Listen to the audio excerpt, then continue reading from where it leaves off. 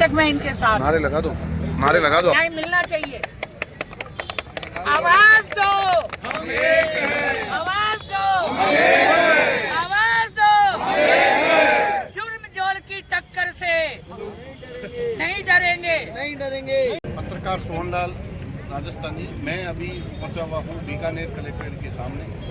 हजारों की तादाद में माताएं, बहनें, भाई, पिता तुल्य ये लोग इकट्ठे होकर के आए हैं।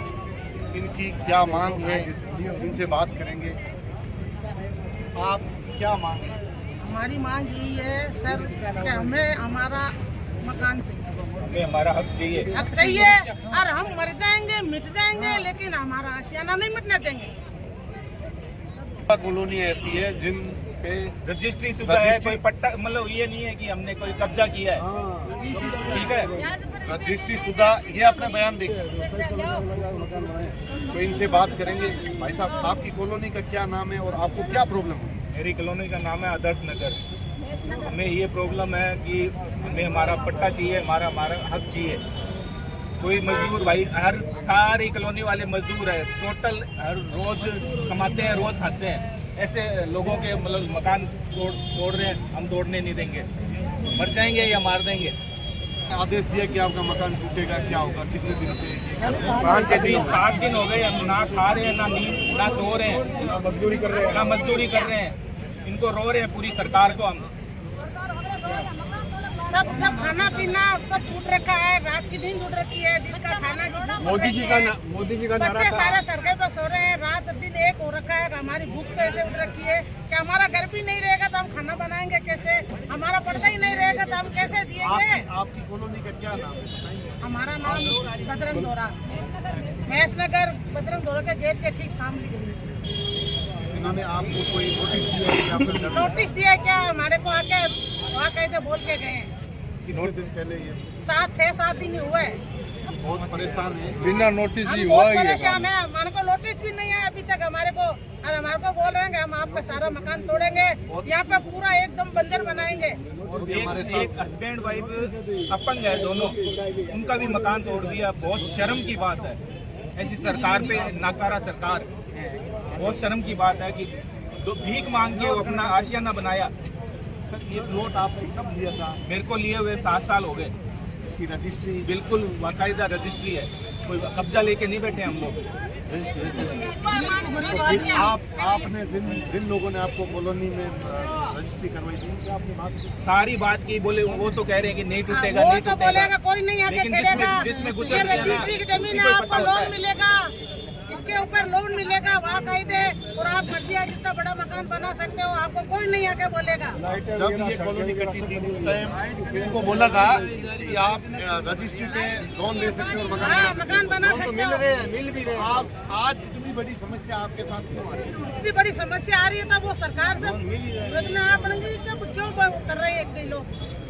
यहाँ पे वहाँ पे हमारी कब्रें बनाओगे कि या आप वहाँ पे बंजर बनाओगे?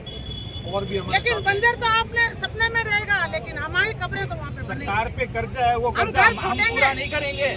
सरकार पे होगा कर्जा, हम कर्जा पूरा नहीं करेंगे। गरीब लोग तो मजदूरी पूरी नहीं आती है तो गरीब लोग कर्जा कहाँ से उतारेगा? मोदी जी का क्या नारा था? मोदी जी का नारा था जहाँ झोपड़ी होगी वहाँ मकान।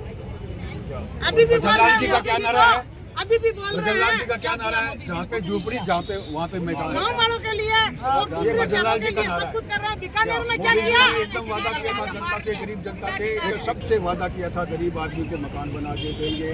क्या वो जहाँ भी होगा हम पट्टा देंगे, बना के देंगे, सब कुछ करके देंगे। लेकिन भजनलाल जी बोलते हैं क्या आपने जो प्लॉट लिया था इसकी रजिस्ट्री आपने कब करवाई? 5-6 साल हो गए। क्या नाम है आपकी कॉलोनी का? जहाँ आदर्श नगर।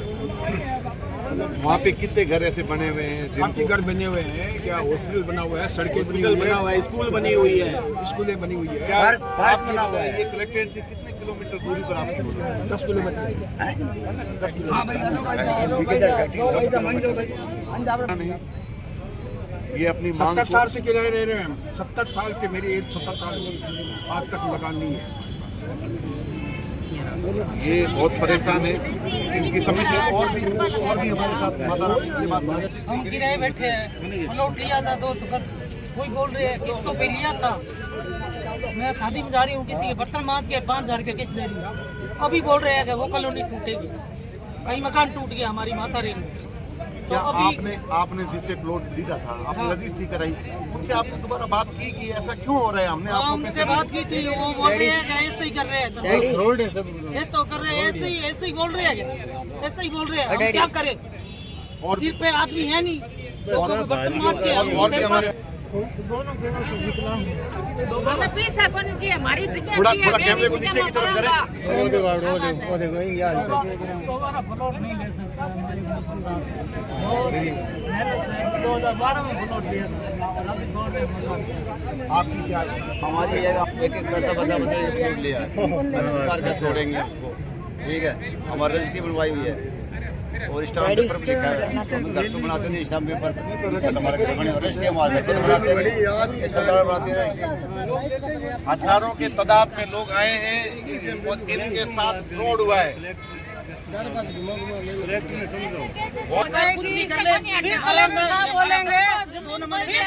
बोलेंगे हमारी जनता के साथ जनता ऐसे क्यों कर रही है, क्यों काबू हो रही है, लेकिन जनता का दिल अभी कोई काबू नहीं है। जनता कुछ भी कर सकती है, आपके साथ भी कर सकती है और अपने साथ भी कर लेंगे।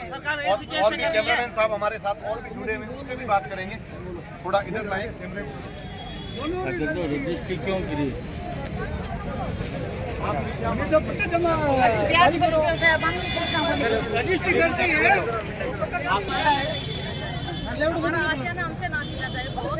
बोलो बोलो, एक भी मत डरो, एक भी मत डरो, क्या बोलो? बोलो प्रॉब्लम में है। और आपकी कॉलोनी का नाम क्या है? आपने प्लॉट कब लिया था? प्लॉट लिए 5 साल करीब हो गए और रजिस्ट्री भी कराई हुई है, इकरारनामा भी है, सब और भी हमारे साथ हैं। लड़का था वो भी खत्म हो गया, 4 बच्चे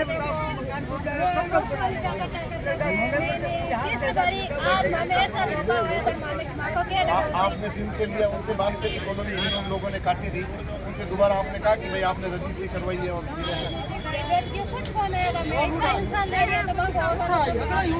हमारे साथ एक बच्ची है, उससे बात करेंगे।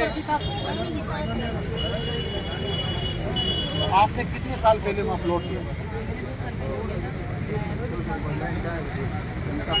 और भी हमारे साथ आपने कब प्लॉट लिया? 12 साल हो गया लिया।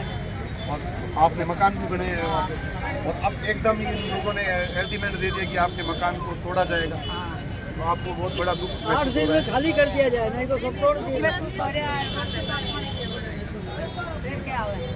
हजारों के तादाद में लोग यहाँ इकट्ठे होकर के, महिलाएं सबसे ज्यादा है, उसका में ये बहुत दुखी है।